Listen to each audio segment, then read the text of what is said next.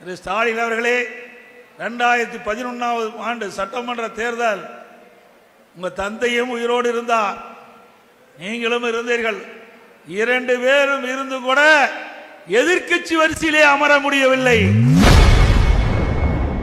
10 தோல்வி பழனிசாமி என கூறிய முதல்வர் ஸ்டாலினிற்கு அதிமுக பொதுச் செயலாளர் எடப்பாடி பழனிசாமி பதிலடி கொடுத்துள்ளார்.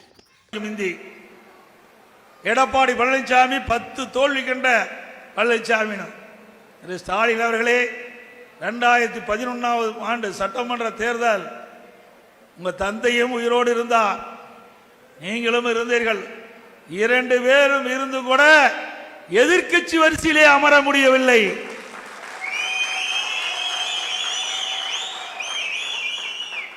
ரெண்டாயிரத்தி 2021 வரை பல தோல்விகளை கண்ட கட்சி திமுக கட்சி.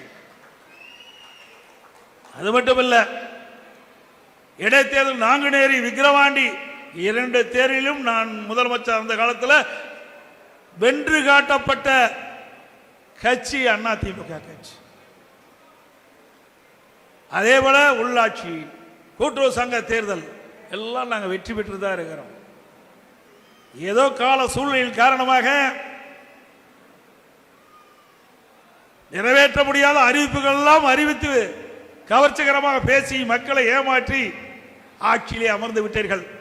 இன்றைய தினம் நிலைமை என்ன?